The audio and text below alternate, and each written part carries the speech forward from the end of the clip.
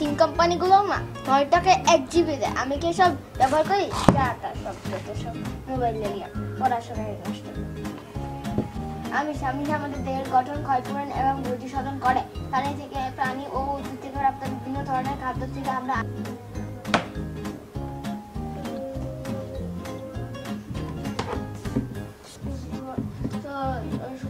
সুস্থ জীবনযাপন করা আমাদের জন্য সুস্থ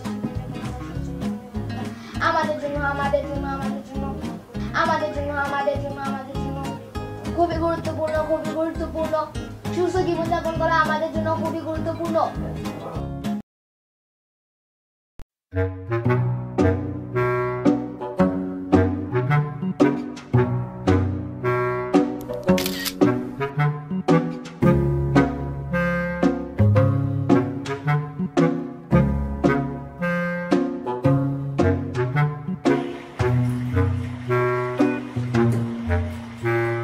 রাহাত, তুমি আবার আমার ফোন নিয়েছো?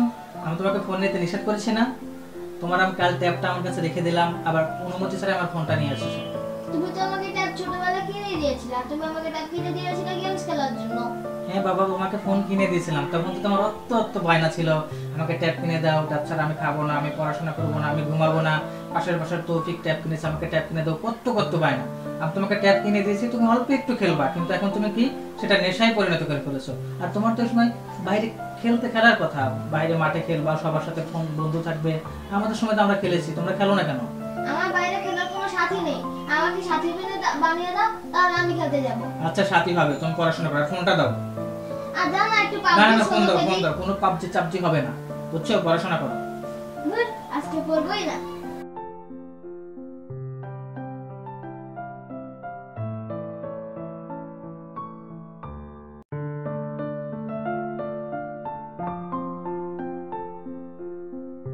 এই তো সেদিনের কথা, 1994 সাল। সময়টা ছিল তারুণ্যে ভরা। সারাদিন ঘোরাঘুরি আর বিকালটা থাকতো ফুটবল খেলা মেতে।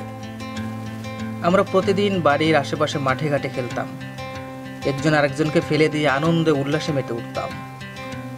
তবে একদিন বিকেলে আব্বা অফিস থেকে বাসায় ফিরছিলেন।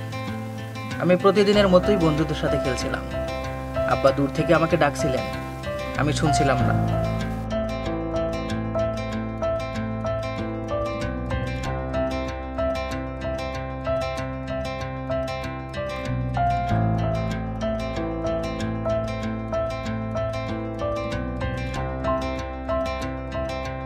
পরে আব্বা শাসন করতে করতে আমাকে নিয়ে গেলেন। সবই যেন আজ অতীত স্বপ্ন। রাহাত, এদিকে আসো তো আব্বু।